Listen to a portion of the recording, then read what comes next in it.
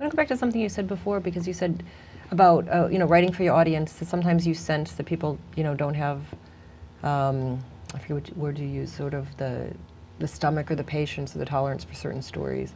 How do you get a sense of what your readers can? Did you get flooded with messages or feedback, or like where do you get that sense that they're just not up for more stories of certain types? I feel like there's almost been this kind of, especially since September 11th, this kind of talk radio culture where every reader. And I tell you, right after the invasion, in 2003, when I was with the Washington Post, every article I wrote, I would get sometimes 100 emails. I mean, there was a lot of email traffic, a lot of people, and it was usually, what are you trying to say here? Mm-hmm. What's your agenda? Where are you really coming from? But it's very pitched, often very angry. The only equivalent to that would have been the '06 war in Lebanon, where it was, people like, I hope a missile hit you in the head and that kind of stuff. So.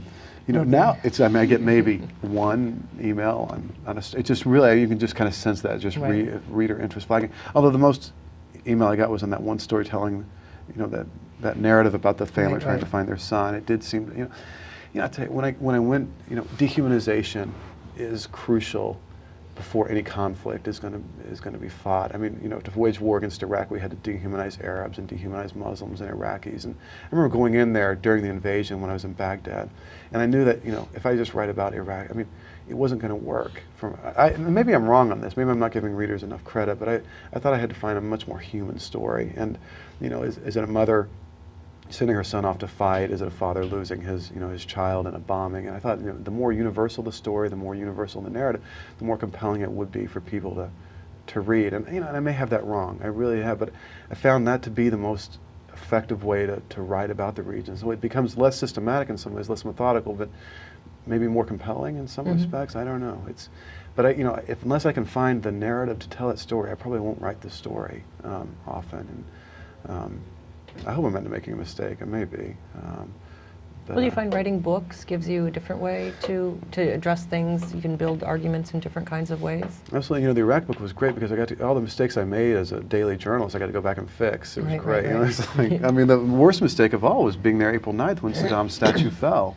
It's, again, I mean, who knows how many, I mean, I wonder, I'm still a little suspicious about what exactly happened that day, but it became this iconic image when it shouldn't have been. The idea of crowds of thousands pulling the statue down when it was, dozens. And I thought it was more interesting that, it almost, in the end, the American Marines went in there and pulled it down on their own. But it was fun to go back. When I wrote the book, I was able to go back and actually tell the story the way it should be told. And I think, in this book that I'm working on now about Lebanon, it is about identity. It is about this kind of lost Middle East. And, again, kind of what we were talking about earlier, I do fear that,